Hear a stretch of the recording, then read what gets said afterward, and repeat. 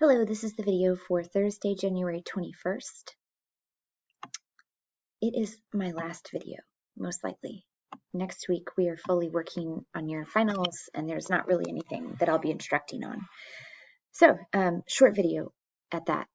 We did talk about a couple things briefly as they relate to your Précis today, including how to integrate quotes into your writing. I have a couple of suggestions for drafting, and then I reminded everybody as you work on your paragraphs to please write them in your big Google Doc. That's where I'll look for them. That will be the very last entry. Your final will be you sealing off the BGD with your Précis paragraphs. So as you write your paragraphs, you're going to be finding that the support sentence, that second sentence, is perhaps the most challenging. It's where you need to find something that indicates the claim that you're making. And so some of you have tried to do quotes. I think that's awesome. You don't have to do quotes, but if you want to, I'm going to talk you through how to do that with some sophistication, some finesse.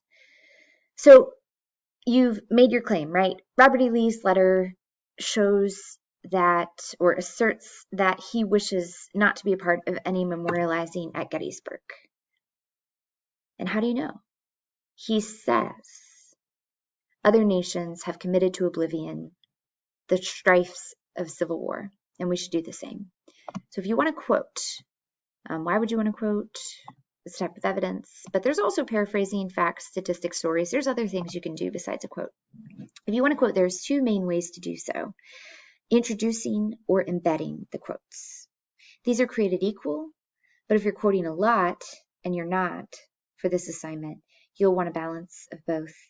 For this assignment, you can pick one or the other. Here is the first way, introducing. First, all quotations should be tied to sentences you write. Introduce them. They should never appear out of nowhere. Never use a quotation as a complete sentence by itself. So this would be incorrect. And all of these are to do with the book To Kill a Mockingbird, because I think a lot of 10th graders read it, so I'm hoping you might have read it. Scout describes Walter Cunningham, period.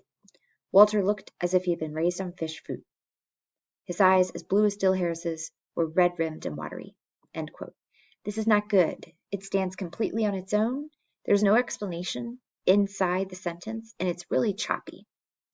Instead, you can introduce it. Scout says, comma, Walter looked as if he had been raised on fish food. It's almost identical. It's amazing what a difference it makes to include this comma and the introductory phrase instead. And that is indeed what we want you to do. The second way, here are some other words you can use instead of says. Writes, observes, notes, remarks, adds, informs, claims, comments, affirms, explains, declares. Lots of things that you could say instead of Scout says or your writer says. You could also embed. Embedding is a little bit more sophisticated in terms of the maturity that it takes as a writer. It is effective. I say they're created equal. I think as you move on to literary analysis papers, you're going to want to get good at this. But for this assignment, the both ways are created equal. So if you do this, you actually embed the quote within your own sentence. So you might say, Scout recognizes Walter's hunger in his, quote, red-rimmed and watery eyes. If I took away the quotes, it would make perfect sense still. And that's how I know it's embedded.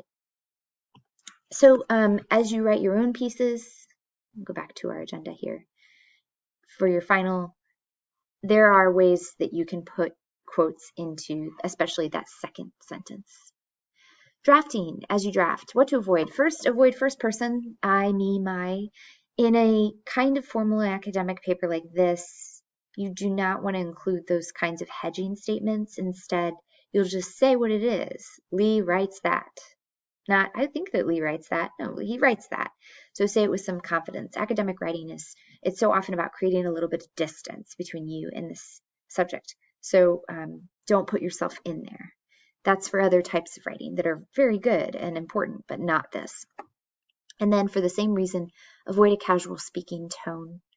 Sort of, kind of, like, gonna.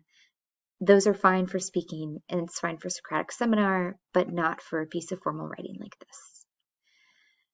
With that, we worked. So If you need more help, go back, check out the model from yesterday, or just email me.